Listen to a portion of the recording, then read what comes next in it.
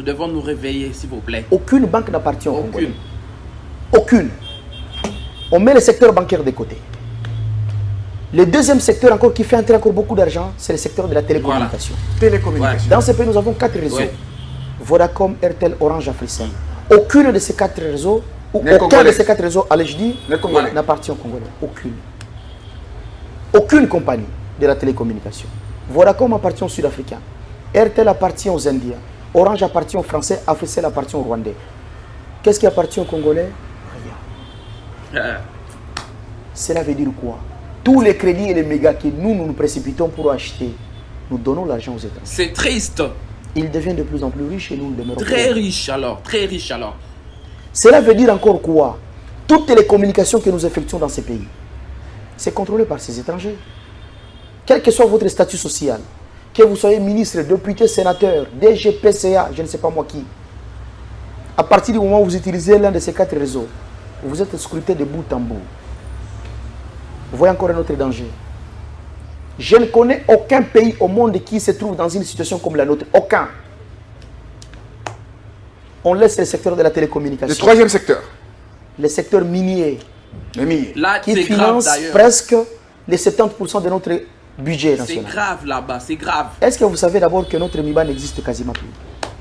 Est-ce que vous savez que notre GECAMIN a été émietté et vendu aux étrangers?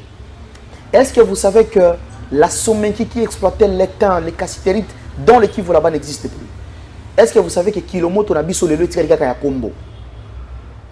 Dans ce pays aujourd'hui, M. Ambroise Mamba, toutes les compagnies qui opèrent dans le secteur minier appartiennent aux étrangers. Toutes les compagnies.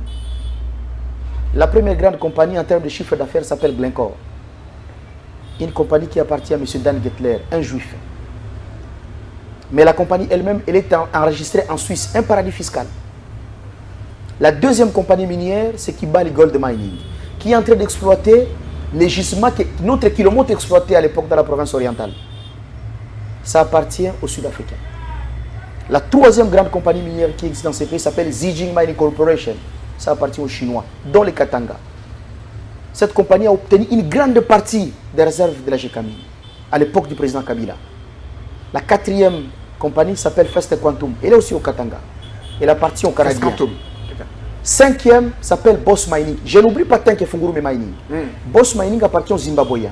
Je n'oublie pas non plus Kipoi Mining, qui appartient aussi aux Chinois. Nous avons quoi? Zéro. Nous avons la Sycomine. Vous connaissez la répartition des histoires dans la Sycomine. Et je ne vais pas encore entrer ça parce que ça c'est un sujet encore qui énerve tout Congolais qui a l'amour de ces pays. Je ne vais pas parler de cette histoire-là. Vous savez combien le minerai de ces pays ont été bradés? Vous savez combien le minerai de ces pays ont été vendus à vil prix?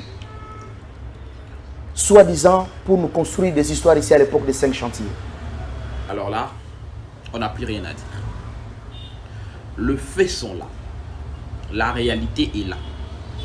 Le reste, c'est à nous de se réveiller pour pouvoir changer les choses.